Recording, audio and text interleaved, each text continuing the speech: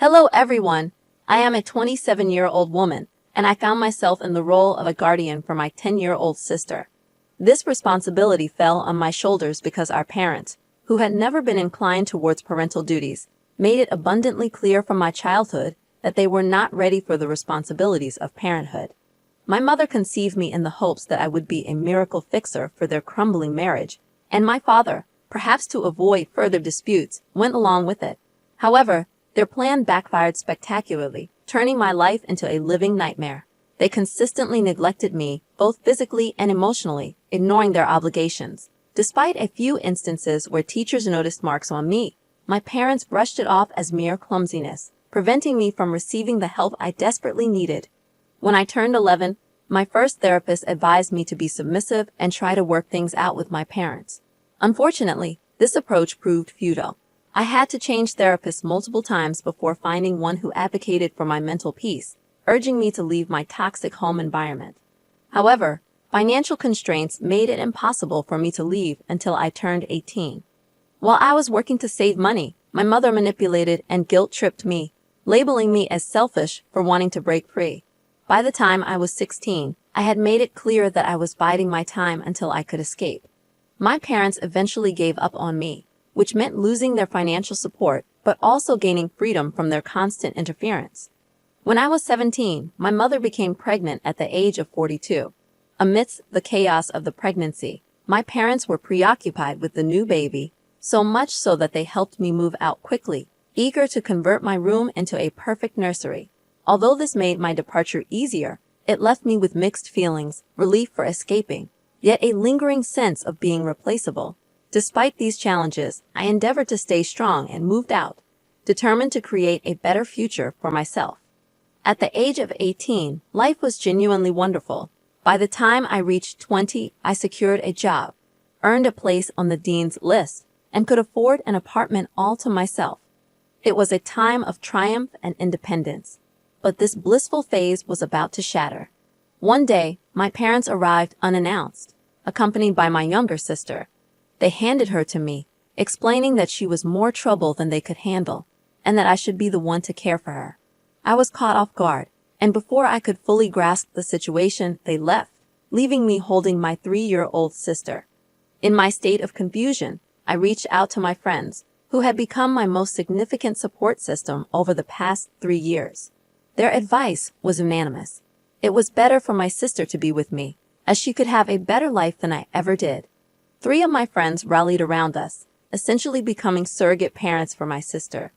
We all took turns looking after her and worked diligently to ensure she felt cherished and cared for. At one point, my sister genuinely believed she had 3 moms and 1 dad, which I found endearing, but I gently corrected her as she grew older.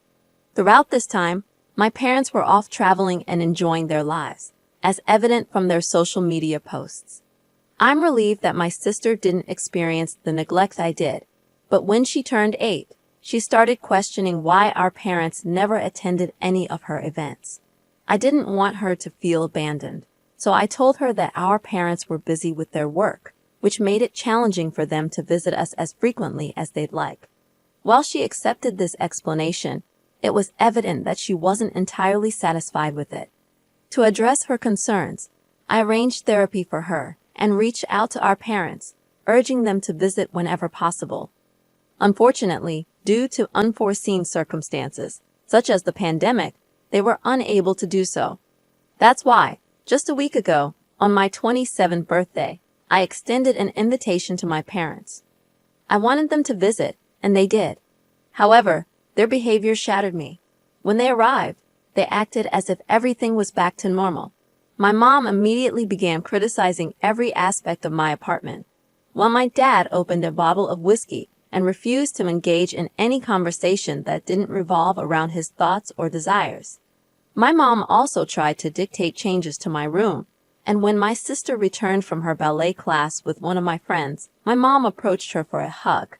Surprisingly, my sister, who hadn't seen our parents in 7 years, pulled away and sought refuge behind my friend. My mom persisted, asking for a hug repeatedly. It was then that I stepped in, asking her to respect my sister's choice not to embrace her. In response, My mom slapped me across the face in front of my friend and sister. She launched into a tirade, belittling me and insinuating that I should be grateful for her motherhood and the care she provided because no one else would. Hearing her disrespectful words was like a trip back in time. I looked at my horrified sister, shielded by my friend, and I knew I had to stand up for myself. I informed my mom that she could leave if she couldn't respect my house rules, especially the one about respecting my sister's wishes. She scoffed and refused. I gave her 30 minutes to leave with her belongings, warning her that I would call the police if she didn't comply, especially given that everyone had witnessed her slapping me.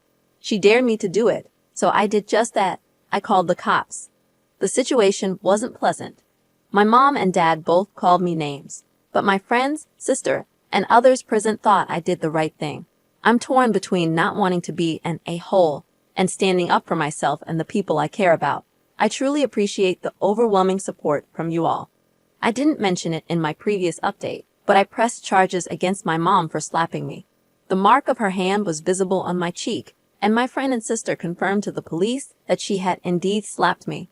As a result, she will be taken to court, and we hope to resolve everything there. The court date is set for tomorrow, and I'm not quite sure how to proceed at this point. I never imagined I'd find myself in the position of having to document my mother's actions, but that's the reality I'm facing now. Hello, everyone. A few significant events have unfolded during the court proceedings. The judge ruled in my favor in the domestic violence case, a decision that brings me some relief.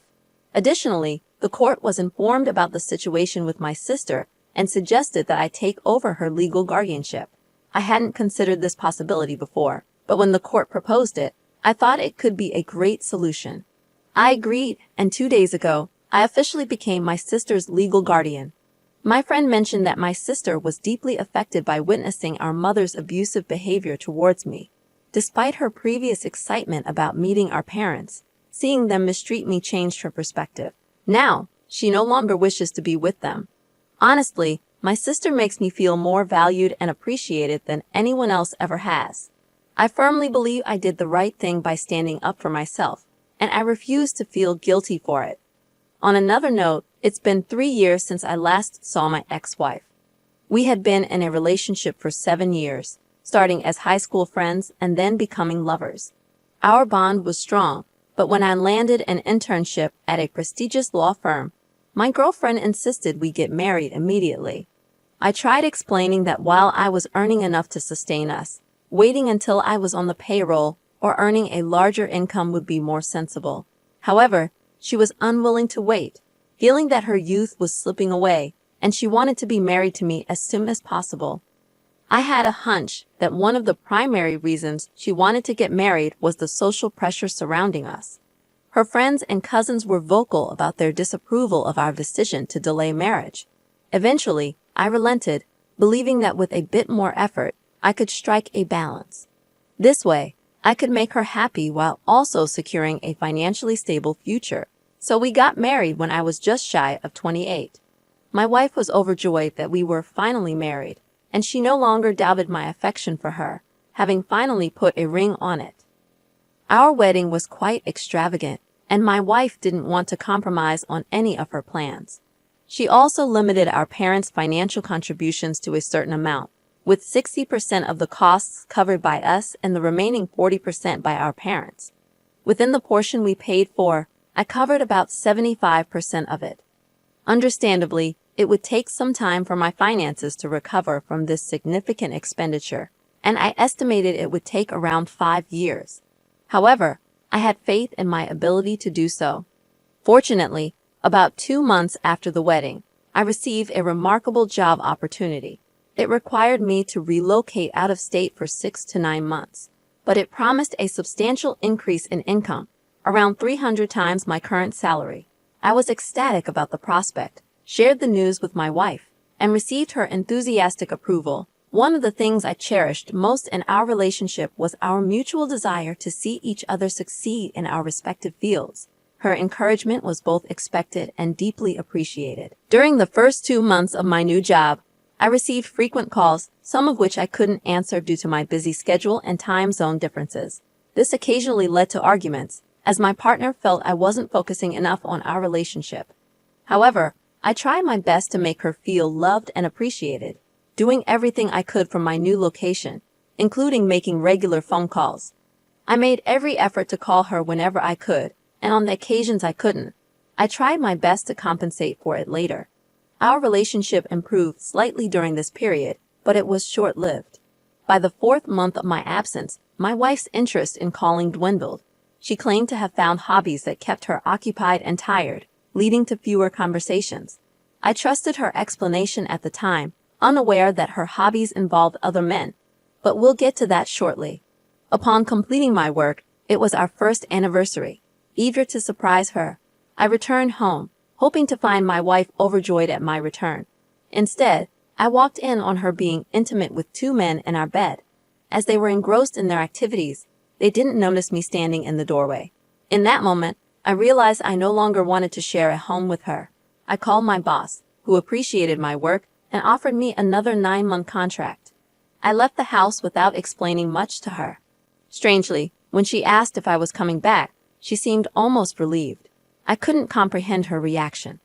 I dealt with the betrayal and the pain on my own until the 3rd month of my new contract. By then, we had been living separately for over 6 months. I filed for a divorce, and she surprisingly signed the papers without much resistance. She moved out soon after, and I decided to continue with my traveling work. Fast forward 3 years, and I'm back in my city. I achieved the financial goal I set for myself, but I realized constant travel wasn't for me. I discovered my ex-wife had moved on and married another lawyer from a rival firm, supposedly because he earned more than I did and because I was allegedly emotionally abusive.